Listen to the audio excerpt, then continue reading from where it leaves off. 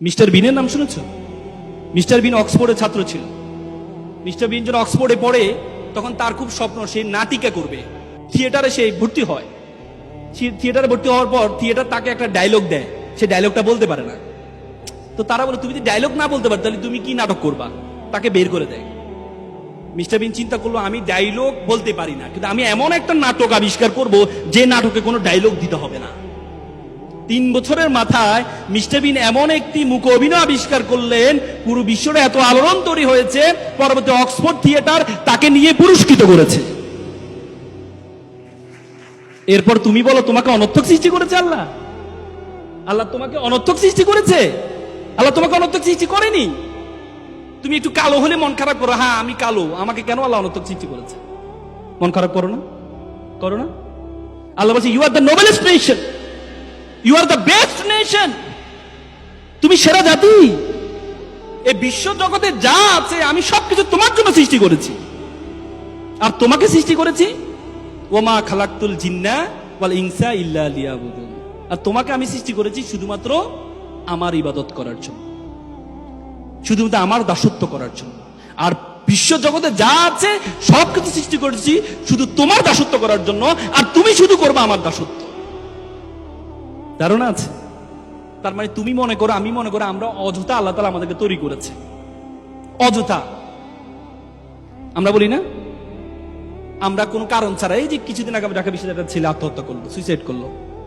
ঢাকা বিশ্ববিদ্যালয়ের সাবেক ছেলে এসপি, সেও আত্মহত্যা করেছে। মনে করে যে কেন আল্লাহ তাআলা কি আমাকে অনর্থক সৃষ্টি করেছে? আল্লাহ তাআলা কোন ওয়ামা খালাকনাস সামা ওয়াল আরদা ওয়ামা বাইনাহুমা বাতিলান, আমি আসমান এবং জমিনে যা কিছু সৃষ্টি করেছি কোনো কিছু অনর্থক সৃষ্টি করিনি। তোমাকে আল্লাহ তাআলা অনর্থক সৃষ্টি করেনি। তোমাকে এমন একটি কাজের জন্য আল্লাহ তাআলা সৃষ্টি করেছে, সেই কাজ পর্যন্ত তুমি যেতে পারো নাই বলেই তুমি মনে করো আল্লাহ তাআলা তোমাকে অনর্থক সৃষ্টি করেছে। একটা ছেলে প্লে বয়, খুব সুন্দর, সবসময় মেয়েরা তার পিছনে ঘুরে। তো পড়াশোনা তো আর করে নাই, সবসময় প্লে বয় ছিল, পড়াশোনা তো আর করে নাই। তো চিন্তা করলো এবার তো বয়স তো পার হয়ে যাচ্ছে, বিয়ে তো করা দরকার। বিয়ে করতে হলেও তো বউ চালাইতে হবে, বউ চালাতো সামর্থ্য তার নাই। সে চিন্তা করলো এমন একটা মেয়ে বিয়ে করতে হবে যে মেয়ের কি, যে মেয়ে চাকরি করে। তো পরে বন্ধুকে বলে বন্ধু চলো একটা মেয়ে দেখতে যাব। বন্ধু তো ভাবছে যে তার পিছনে সুন্দর সুন্দর মেয়েরা ঘুরে, এমন এক বিশ্ব সুন্দরীকে আজকে দেখতে যাবে, একটা দেখার তো তার খুব শখ। বন্ধু যাওয়ার পর দেখে যে মেয়েটা কালো। বন্ধু মেয়ে তো কালো। যা বেটা, নদীর জল ঘোলা ভালো, জাতের মেয়ে কালো ভালো। বন্ধু একটু পর বন্ধু তো টেডা। যা বেটা, এটা লক্ষ্মী টেডা।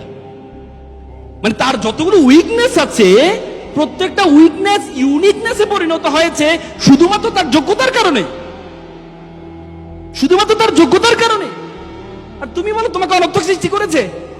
তুমি মনে করো সুন্দরে সুন্দরে আল্লাহ মিলিয়ে দেন না, আল্লাহ যোগ্যতা সুন্দর দুইটাই মিলায় নাকি?